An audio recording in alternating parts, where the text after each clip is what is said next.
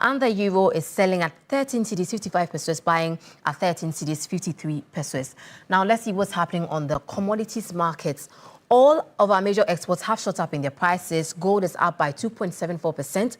Cocoa is up marginally by 0.37%. And crude oil also quite marginally by 1.07%. Essentially means we're going to earn more from the exports of all of these major exports that we trade in. Now, let's look at what's happening around the world in 60 seconds. Before that, government returned to the domestic money market today, seeking to raise 6.217 billion cedis through its regular Treasury bill auction.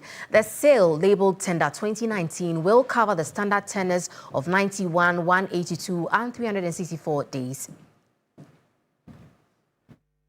The auction comes as government continues to rely on short-term borrowing to finance budget operations and manage maturing debt. The auction is expected to maintain strong investor interest. Government has recorded 6 consecutive weeks of oversubscription on Treasury bills and is aiming to extend that to a 7th straight week with this offer. 3 Business attributes the sustained demand to easing inflation, improved investor confidence, attractive yields that continue to make T-bills a preferred instrument for banks and institutional investors, and investor appetite for government securities. The results of Tender 2019 will provide fresh signals on government borrowing costs and liquidity conditions in the domestic market. A 7th consecutive oversubscription would reinforce confidence in the domestic debt market and provide government with continued access to relatively stable short-term financing. Away from that, the National Petroleum Authority has assured Ghanaians that the country has enough fuel stocks to withstand any potential supply disruptions linked to escalating tensions in the Middle East. The assurance comes amid growing concerns that a wider regional conflict involving major oil-producing countries could drive up global crude oil prices and affect petroleum supplies. According to the NPA, Ghana currently has a little over 5 weeks' worth of petrol and diesel in stock. The authority says these reserves are continuously replenished through regular fuel imports, with petroleum vessels consistently discharging products at the country's receiving facilities under a planned import schedule. The NPA also highlighted the contribution of local refining to the country's fuel security, noting that domestic refinery operations have continued without interruptions since July last year. The regulator says the combination of strategic import planning, continuous fuel deliveries, and local refining is expected to keep petroleum products readily available even as uncertainty in the global energy market persists. Many countries that I'm aware have had to go through very drastic measures in the midst of the uncertainties relative to the Strait of Hormuz. That from 28th of February to date, we have not experienced queues in Ghana. And that for me is profound, significant. The vision broadly is to ensure that we move refinery capacity to 150,000 barrels per day. That is when we can begin to have very serious conversation about local capacity by way of security in the event of any crisis. In more news, a new Afrobarometer report has revealed a major gap between Africans' growing support for free trade and their awareness of the African Continental Free Trade Area. The study found that while nearly 2/3 of Africans favor expanding international trade to create economic opportunities, only 13% of citizens have heard of the continent's flagship free trade agreement. Even in Ghana, which hosts the AfCFTA Secretariat, awareness stands at just 17%, raising concerns about the level of public engagement with Africa's biggest economic integration project.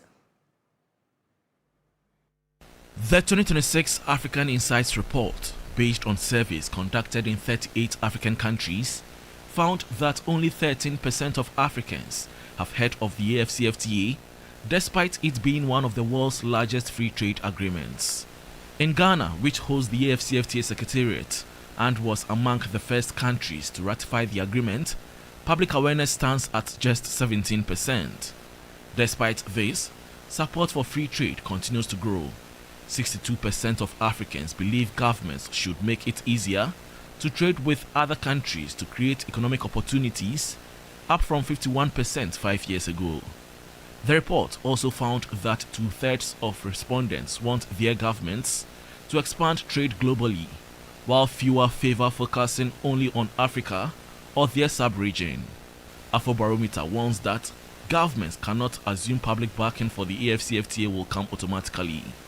It is urging policymakers to intensify public education and communication efforts to help citizens understand how increased intra-African trade can strengthen economic growth and improve Africa's competitiveness in the global economy.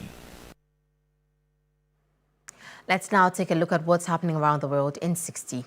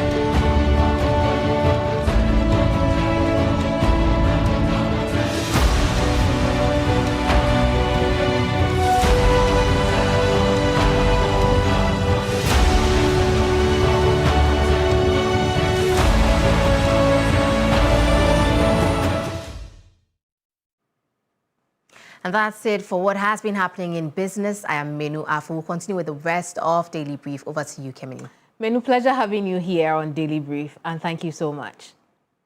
Menu there with the very latest from the world of business. Now, I want to bring you some big ticket stuff, but before we do that, here are the news summaries. President Mahama has reshuffled his ministers, with Ahmed Ibrahim moved from the local government ministry to Works, Housing and Water Resources. Majority Leader Mahama Ayeriga has been nominated to the Ministry of Local Government, Chieftaincy and Religious Affairs. President Mahama also nominated Dr. Senator Ajiman Rawlings as Minister-Designate of Environment, Science and Technology.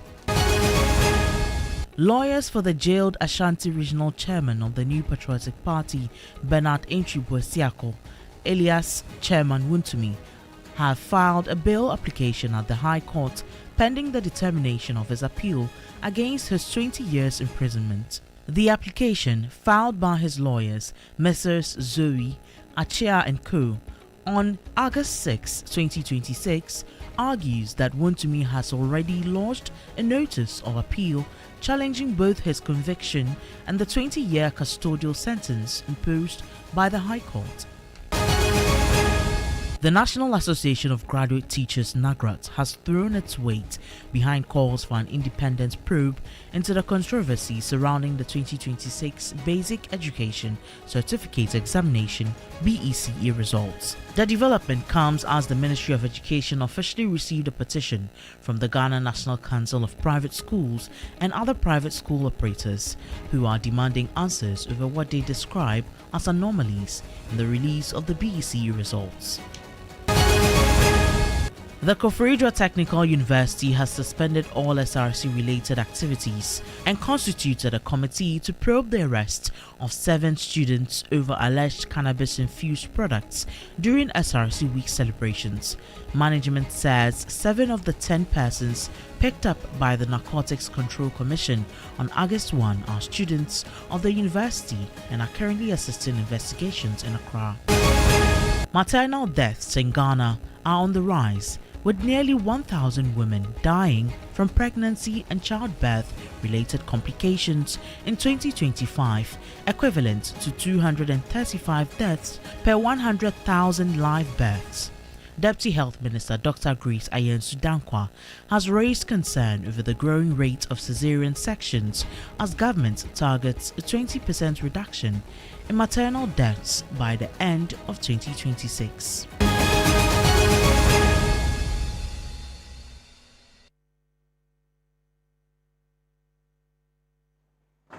Let's get the show on the road. You asked for it, and now you have it. On the first anniversary of the helicopter crash that killed the Defense and Environment Ministers, President John Dramani Mahama has named a successor. Works and Housing Minister Kenneth Gilbert Ejay is the president's choice for the Defense Ministry. Alongside this, the president also makes nominations for the Environment Ministry. Dr. Zaneto Rollins, Kole Klote MP, is the person of choice. Now, these appointments come along with a reshuffle. The vacancy created at the Housing Ministry will be occupied by the now local government and Banda MP, Ahmed Ibrahim. Here's where it gets very intriguing. That ministry, local government that is, will now be occupied by none other than the majority leader, Mahama Ayariga, leaving a gaping hole in majority leadership in Parliament. But we've got something for you, because we have news that there is a nominee for that post as well. But we'll pay attention to two key issues that are happening now: leadership in Parliament and then the Defense Ministry.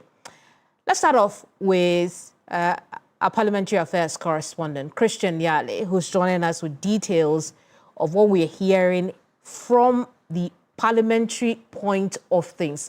Christian, we know that a name has popped up already with regards to what it could be like once Mahama Ayariga is finalized as Minister for Local Government.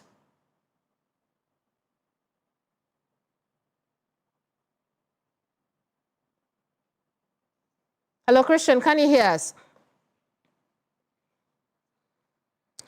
Well, it would appear Christian cannot hear me at this time. What we're going to do now is go over those lists again, the names that have been announced by the president in the early hours of this afternoon. Dr. Zaneto Ajiman Rollins, nominee for Environment, Science and Technology.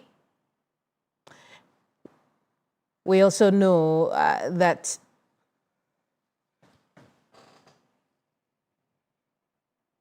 besides her is Mahama Ayariga, Boko Central MP, who heads to the local government ministry. Outside of this, we know the current Works and Housing Minister has also been nominated for the Defense Ministry as well, to be successor of the deceased Defense Minister, Dr. Omane Boama. And then the local government minister will now head. He will now head to a different ministry, which is the Works, Housing and Water Resources Ministry. We'll tell you a bit more about this when we connect with our correspondents, our Parliamentary Affairs correspondent. But let's connect now with some analysts on this matter. Jonathan Asante-Okyere is a political commentator, and he will join us with a quick conversation on the back of this. Doc, I appreciate your time this afternoon, but how do these nominations come to you?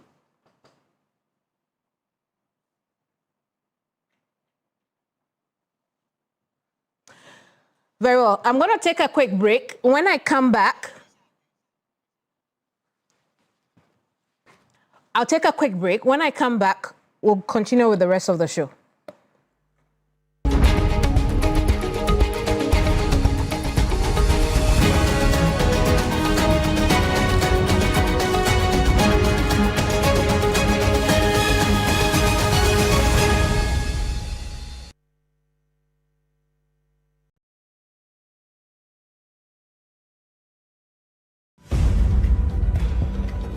Every region has a story. Every culture carries a legacy. This week on Ghana's Most Beautiful, our queens take us on a journey back to their roots in my region, my legacy. Each queen will proudly showcase the beauty of her region through its history, traditions, values, and the stories that have shaped its identity. From powerful legends to cherished customs, experience the rich diversity of Ghana like never before. One stage, 16 regions, countless unforgettable stories. Join us live this Sunday from Studio B. Keep your favorites in the competition by dialing star 713 star 13 hash to vote.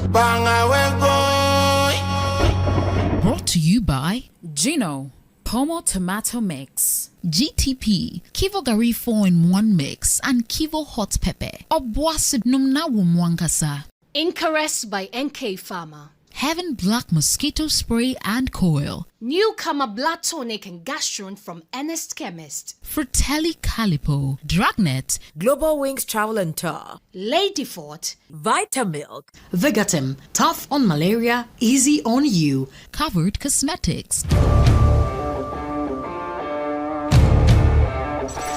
Give them the other. Give them the other.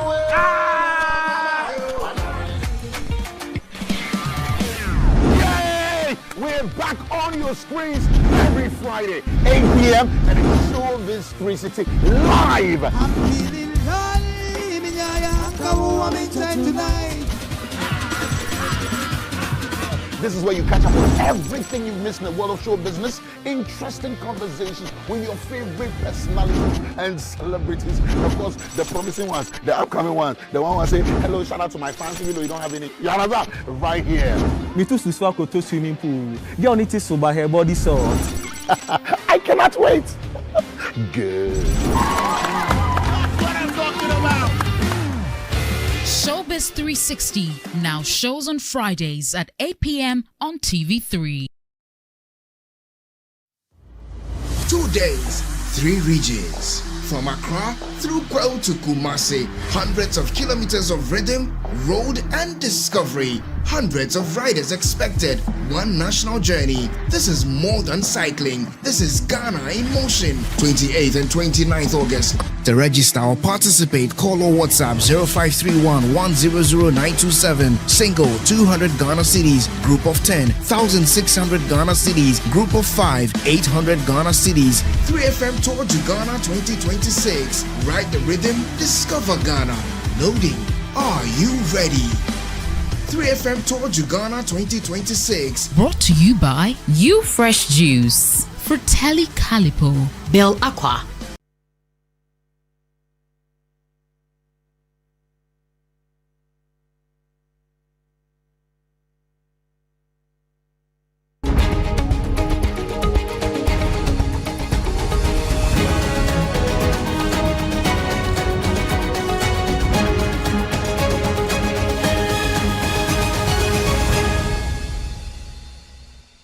Welcome back to the Daily Brief. I am Kemeni Amano. We're following that story about new nominations, new move the president has made on his chessboard of appointees. One that will see the current majority leader leave that post for the local government ministry. But more crucially, we'll see the Works and Housing Minister Kenneth Gilbert Ejay move from his current portfolio to the Defense Ministry. Now, I was telling you earlier that we are also hearing of a particular name from Parliament to occupy the position that is or will be left behind by Mahama Yarga. I'll bring in now our Parliamentary Affairs correspondent on what he's hearing so far on this matter. Talk to us, Christian. What are we learning? So what we know is that as of now, there are calls that have been made at the party leadership level. In fact, if I should bring in what it means over the period of what we've seen, I know that last year, just when NDC had come into office, the leadership of the majority bench was reshuffled. That was when we had Dr. Kasela Toforsen as the leader of the majority, and then once he was nominated as finance minister, it meant that there needed to be that change. That was when we had Mahama Yariga brought in as leader of the majority. Now, this brings in different perspectives and dynamics, also because per our own sources, credible sources that we have had, the indication is that as of now, the NDC General Secretary, as well as the now outgoing majority leader, Mahama Yariga, both have called James Agalga, the Busa North MP, to inform him that he is expected, or he is going to be the next majority leader. Now, per parliamentary convention, when the political party selects or chooses the leader, the name would be submitted to Parliament, and then you would have, the caucus that the name belongs to. In this case, the majority caucus, by way of convention, agree on the name. In fact, before we had made a confirmation, we know that there were other names like, Emmanuel Kwesi Bejraho, West NP. Also, there was a name like Isaac Adongo, Bolgatanga Central. These were the possible names that we're hearing right after the list of the new nominees was released from the presidency. Now we know from authentic sources that it is almost as though James Agaga going to lead the majority side. Now, what we are waiting for, Kennedy, right now would be for the party to officially put it on record and come out with a statement or a confirmation of this new leader. But I have been engaging the executive director of the African Center for Parliamentary Affairs, Dr. Rashid Draman, basically on the kind of qualities the new majority leader should have. Also because there are conversations about who could potentially match the strength and the energy of the minority leader, Alexander Afeoma. We can listen to Dr. Rashid Draman on some of the qualities that James Agaga, should he be confirmed officially, should possess to move the majority side. First of all, congratulations to the majority leader on this appointment. In terms of who replaces him, perhaps rather than look at personalities, maybe let me offer some thoughts in terms of some of the qualities that I think the person who replaces him should bring. I think, first of all, you need somebody who has a very calm demeanor and a lot of maturity to deal with a very big crowd. And maybe I say crowd here advisedly in terms of the numbers that they have. I think the second is, the knowledge and preparedness in terms of understanding how Parliament works, in terms of understanding the procedures, in terms of understanding, the standing orders and so on and so forth. Then the third, I think, is someone who also understands the standing orders and a very good debater, because that makes a huge difference. Because usually we compare leaders, so we put one leader against previous leaders and say maybe when this leader was, this person was leader of the house and so on and so forth. I think then the next quality, I think, is charisma and the ability to mobilize. I know the leadership bench usually would have chief whip and so on and so forth, and the deputies, but I think everything is around the head of the leader.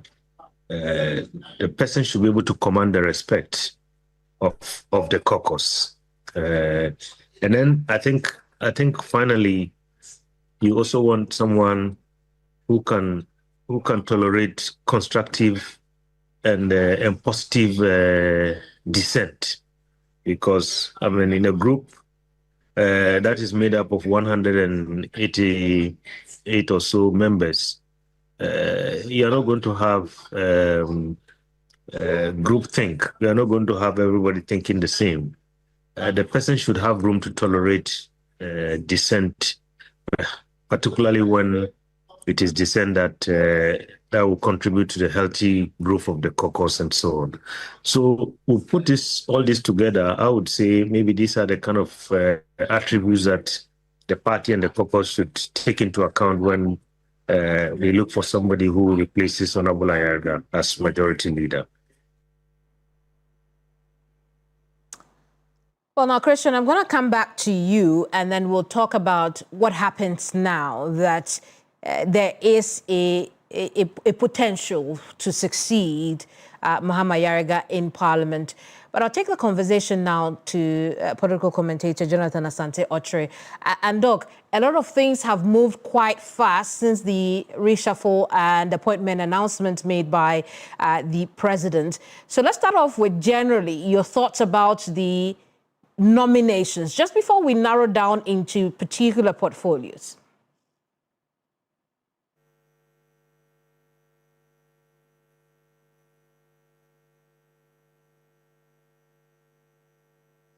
Well, good evening, Kamini. Absolutely, Doc. Yes. Well, I think that I'm not surprised about the reshuffle that has been done. The fast pace at which replacements have been made, especially if you look at the switch, from Parliament in terms of the replacement for Mr. Ayariga, it means that everything had been planned behind the scenes before they got actualized in the open. I can see the focus of the president from the kinds of changes that is made, especially if you look at the portfolio that Mr. Ayariga is going to occupy. We're looking at local government, chieftaincy and religious affairs. The point ought to be made that the most important portfolio of that particular ministry is the local government. And not long ago, the president and his team, that is the government, accepted to implement. Oh, it would appear we lost Dr. Asante-Okyere there. But, Doc, perhaps when you come back, you can finish that thought there. Dr. Jonathan Asante-Okyere is a political commentator. I'll try now. The electoral system. Right, you would have to make that point again. We lost you for a brief time.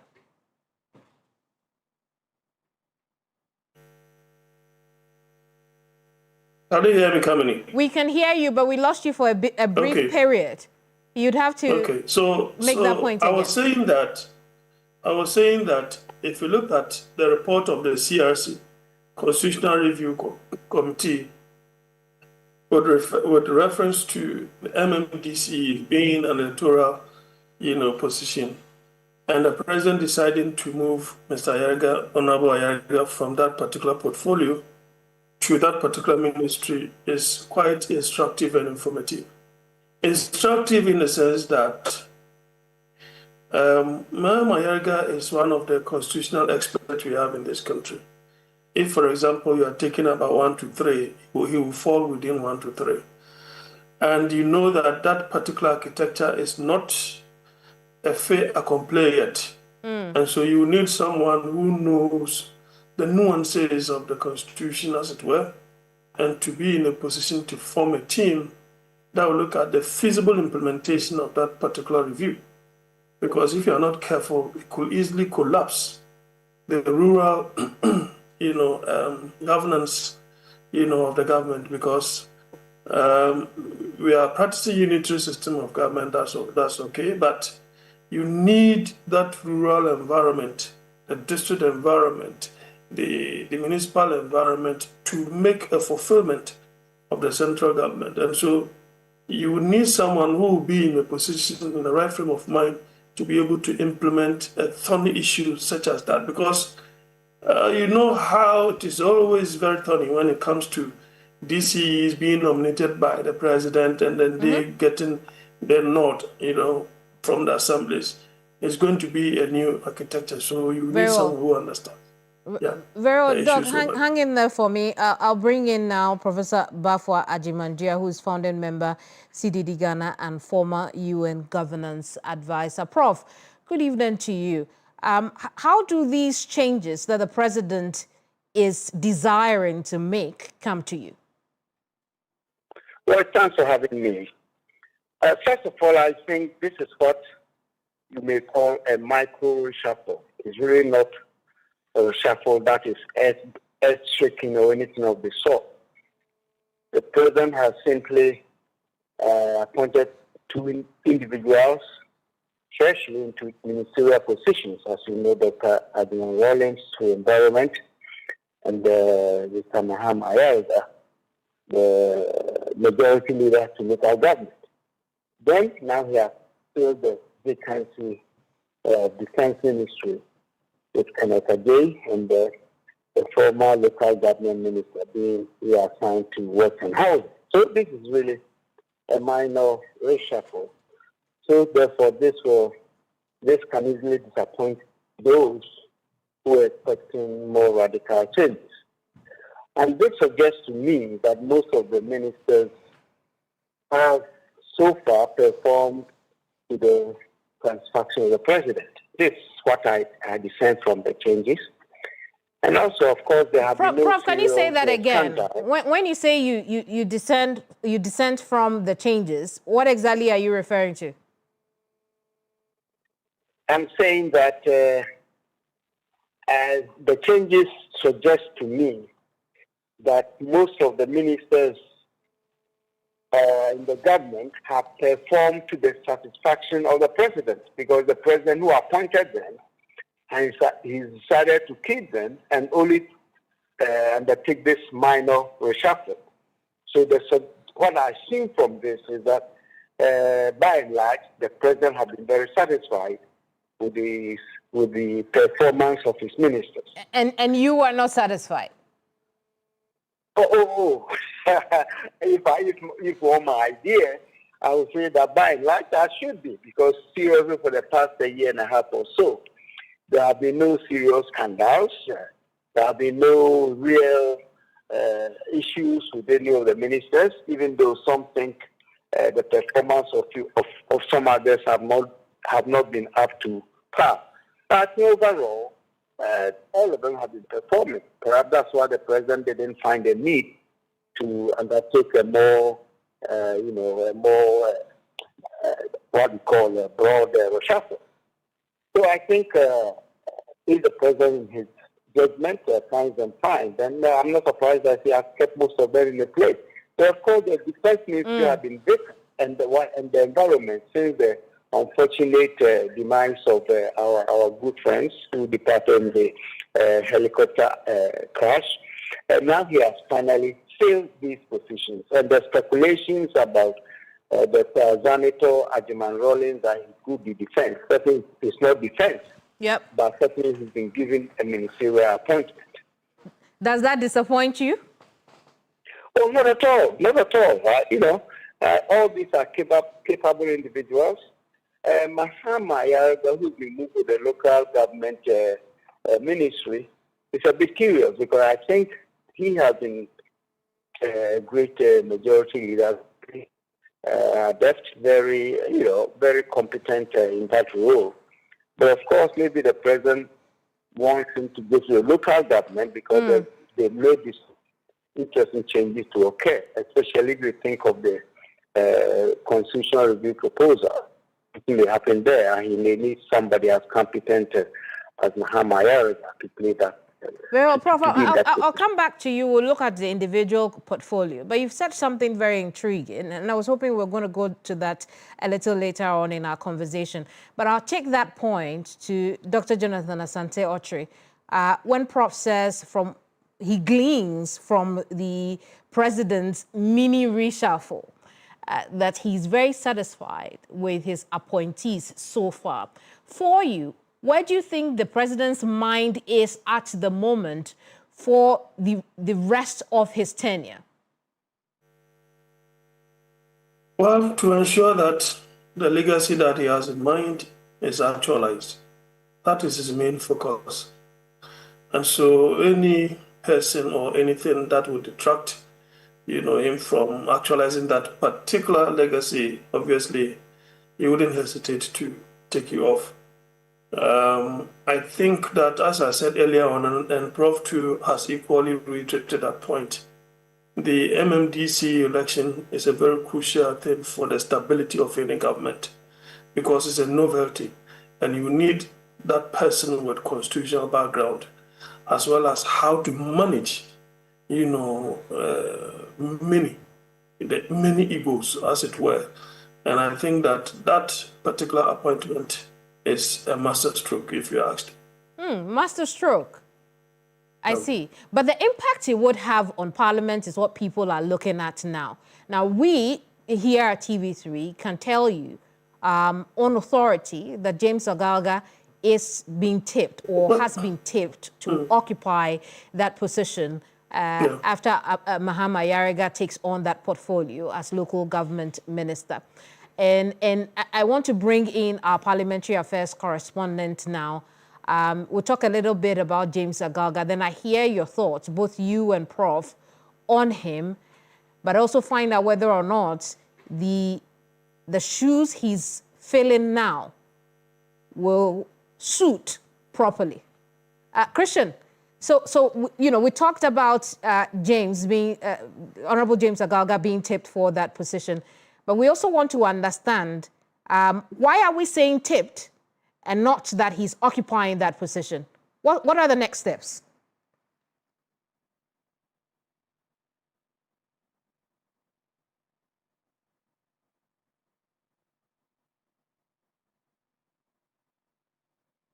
Christian, can you hear me?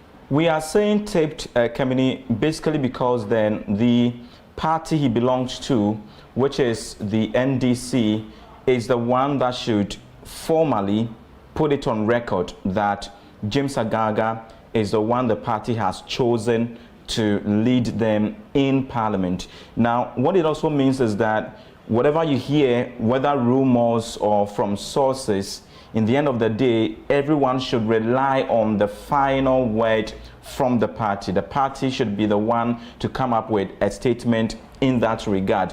Now, what it means, and this happens also coincidentally at a time when Parliament is already on recess, and so it means that the party will then have some time to finalize the backdoor conversations and all the agreements and all the arrangement that should be made. Because then again, this would have other effects, even on committee at the committee level. Now you have James Ogalga, who currently is the chairperson of the Defense and Interior Committee. That is a critical committee, right? Coming. And then you have him also as a ranking member on the Human Rights Committee.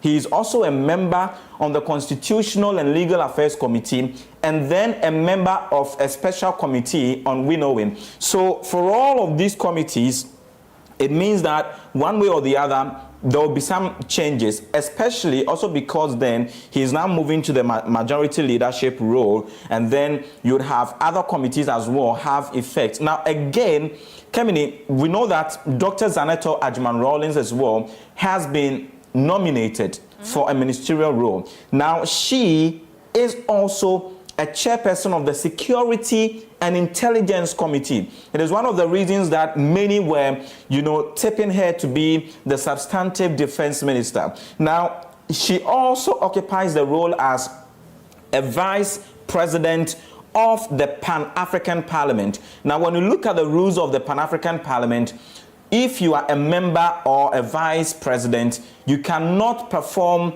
an executive role in your country. So now either she withdraws from her position as a vice president of the Pan-African Parliament altogether so that she is able to perform the ministerial role, or as some are already suggesting, she should ignore the ministerial role and stay at Pan-African Parliament where she could potentially become the main president. Now, all of this would also take another dimension on the committees that she serves on currently. And so it makes interesting to watch out, especially how the caucus is going to be like with all of these changes.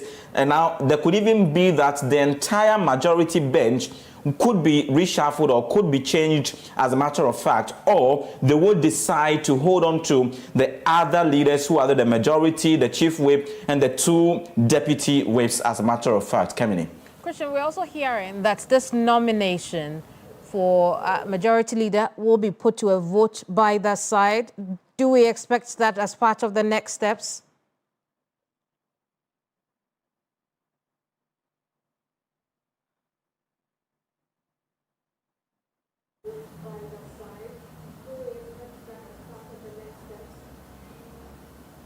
Come again with your question.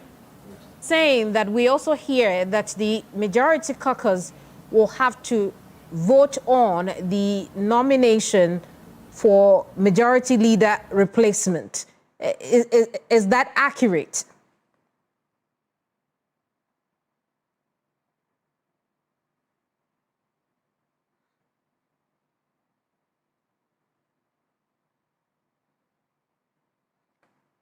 There is no law, or I mean, there is no law, let me put it that way, as well as when you look at the standing orders of Parliament, there is no exact one that states that, you know, there should be a vote on the leader of the caucus.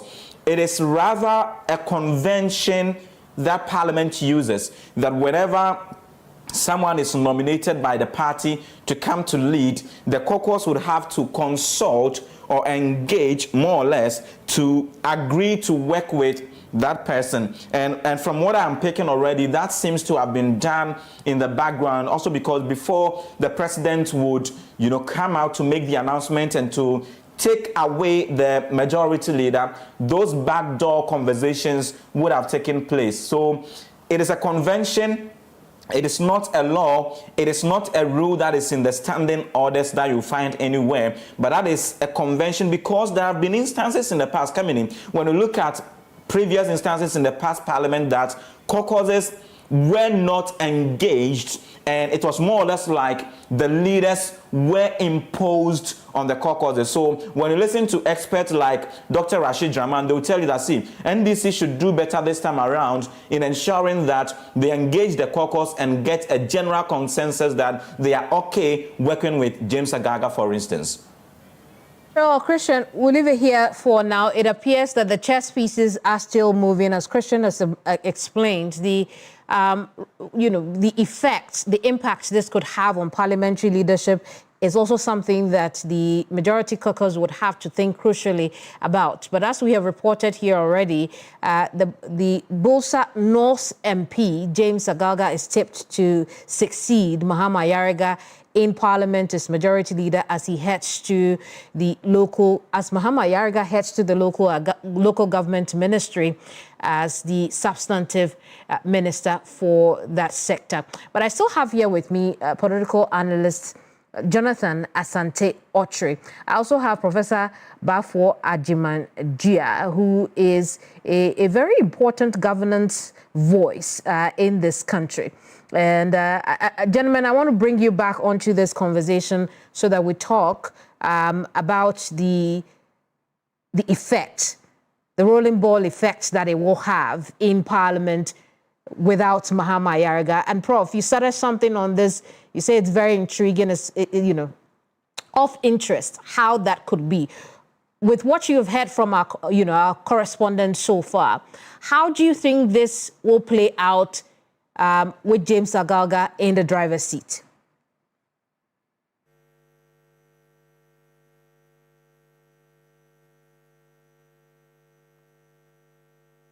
Prof, can you hear us? Is that to me? Yeah. Yes. Me. Oh, okay. So, yes.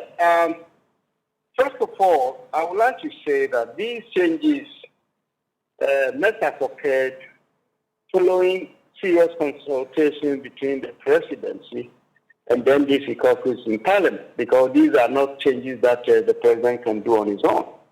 the party must have been very much involved. And therefore, the decision to move the majority leader to a ministerial position may have been taken with a background of those kinds of consultations. And the party, therefore, should know why they're doing that. Of course, everybody recognizes the efficiency, effectiveness of Mr. Ayariga as a majority leader. And therefore, I'm not surprised there have been a lot of questions and concerns about his move to the ministry. But I believe that Mr. Adalga, who has been in Parliament for some time also, could play a similar role. Of course, the style will be very different because they are two different individuals. But I think the effect could be the same. As I said, the president may have a special reason for getting Mr. Ayariga out of that seat to become a minister, because perhaps he wants to put some energy in the local government ministry. Frankly, the person who was there previously and has been moved to, I guess, the work and housing. Well, personally, I don't think he was effective, I have to be honest. The local government and the issue of chieftaincy and raising, except I'm curious why the president will put all these things together. Nonetheless, dealing with the chiefs, the issue of chieftaincy has not been that effective. And the religion also. So I think Mr. President needs someone very strong and efficient like Mr. Ayariga to play that role for. So I guess my point is that these decisions were not made in a vacuum. Certainly upon consultation, the party had decided. Maybe even in the context of their own long-term strategy in terms of the upcoming elections, to move these individuals to these new places. Dr. Zanito, as you know, there have been a lot of conversation about her, even the opposition teasing her as being sidelined and all. But the point made earlier by my fellow panelists in terms of her position with the Pan-African Parliament and how she cannot be taking an executive appointment, all that will really have some very interesting decisions within the party as to who may replace her and all. So this is a very, even though as I said earlier, even though it's a micro reshuffle, I think the implications are quite huge, both for the party, for the government. Doc, I'll bring you in now with the same question, whether or not, as the rolling ball effect unveils itself on the parliamentary leadership for the majority caucus, have the right foot, have the right feet or the right foot, in this case, the Bulsa North MP, been put forward against the minority caucus? What do you see? Well, in actual fact, I can tell you on authority and curiously, I happen to know some MPs, and where I find myself, I've met a few of them. And so when the reshuffling took place, with respect to Honorable Mahama Ayariga, the very first name that they mentioned was James Agaga. And within no time, the name was on Facebook.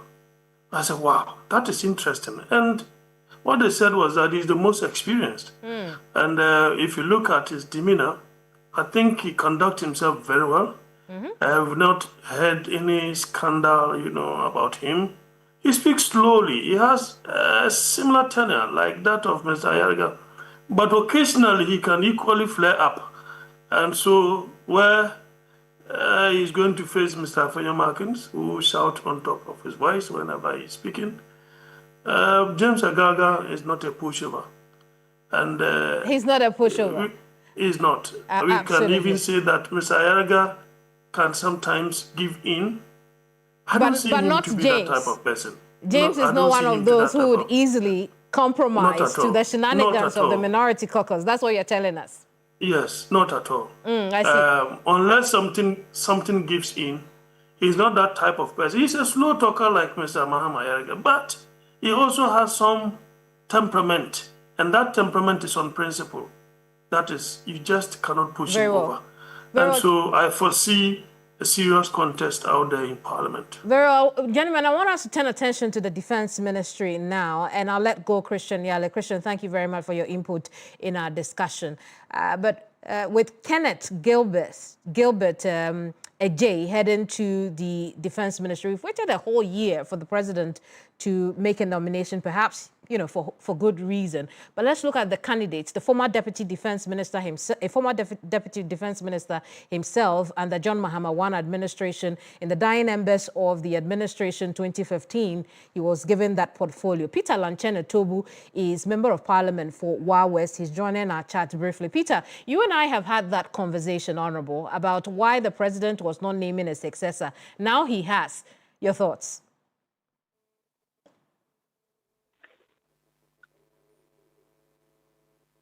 Hello, can you hear me? I can hear you. Did you hear my question? Can you repeat your question? The line is a bit bad.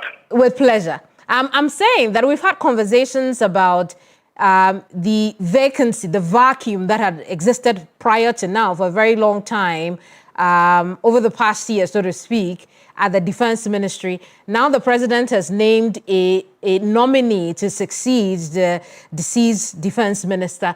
How does this choice come to you? Thank you very much. Let me take this opportunity to say good evening to your cherished viewers and those who are listening to us.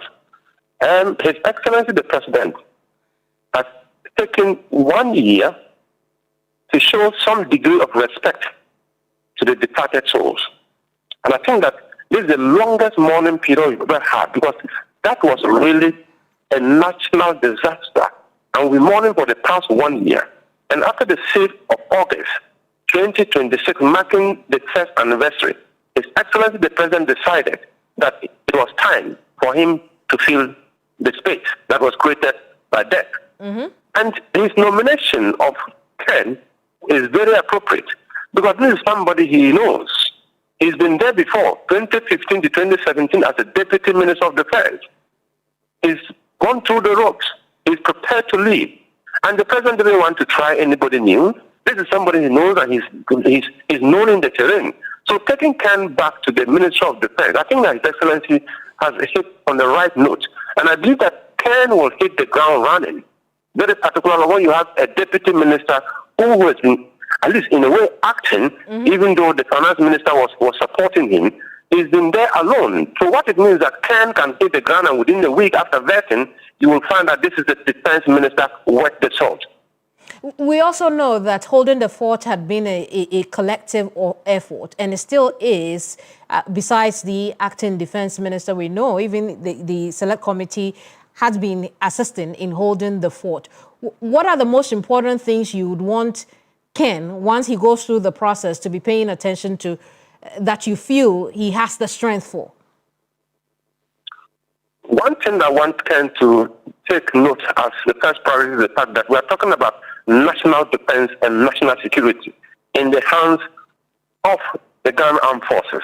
So going there as the Minister of Defense, I want him to look at what can I do to ensure that this nation remains very peaceful so that we continue to enjoy our democracy, and very particularly the welfare of the man and woman in uniform. These days, the United Nations missions, peacekeeping operations, the drawdowns are many, and gradually we need to begin to think about changing the mode of our armed forces. We need to be thinking about what can we use the soldiers for. We need to be very innovative, because how many wars do you have to send soldiers to go and fight? But the soldier is trained to be very, very important in our national assignment and very useful. Can we be very innovative in providing some other alternatives for our soldiers? Because they will not have the opportunity to go out there on peacekeeping missions, many of them. So that is the first thing. The morale of the men and women in uniform should be his priority. Honorable, thank you very much for your input on this matter. Let's continue again on another platform, but I'll give the other gentlemen also a minute each as I wind down. And Prof, I'll start off with you. Ken, we know, is the former Deputy Defense Minister.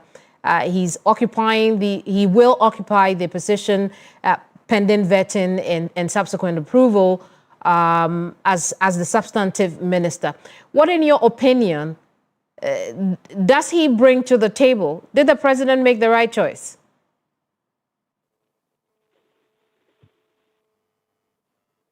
Hello, Prof. Right. We're talking about... Yes, I'm here. Prof, that's for you. Oh, I'm sorry. The line has been... Anyway, what was it? Well, I'm asking whether you think for the Defense Ministry, the President made the right choice, bringing back his former deputy. Yes, I think in the first, let me make a comment, a quick one on what the previous speaker, the Honorable, said about the President taking 1 year. I think I like the way he respected our culture by not quickly failing the Defense and Environment ministries as an honor, paying their respect to our brothers who passed away so tragically. But I would say that decision or that action of not failing these ministries, where perhaps it was a luxury for the country to have done that, because you see, if we are just lucky to have a country that has no serious external threats, if a country is in a difficulty, you cannot afford to let your defense ministry have an acting minister for 1 year. But fortunately, as I say, you were able to do that because culturally it's admirable. But in terms of security strategy studies, I will not add that particular position. Having said that, let's agree that the Defense Ministry, whoever is put there, just like Dr. Boama did so well, he was able to adjust to the military culture, their protocols, because the institution of the military has its own culture. So if you go there and you are quickly... Well, Prof, it would appear we lost you on that comment. Let's give the last minutes to Dr. Jonathan Asante Otre. Did the President make the right choice? Well, I couldn't agree with him more. The point is that I said earlier on, not on this platform around when the news came, that the President understands and appreciates our value system. He was very close to Dr. Mani Boama. And the issue of defense means that, you see, the President will have to always nominate someone who holds an allegiance that is an unflinching allegiance. So if his deputy some years back has been given a substantive position, I think it is in order. That apart, I believe that Mr. Kenneth is supposed to ensure that he fulfills the vision and mission of the President through Dr. Mani Boama. There was some kind of investigation that he was doing with respect to some ammunitions that had gotten missing. I think that it is about time. If he gets his seat, he should be able to continue that investigation. We'll see how that it's a cost to the nation.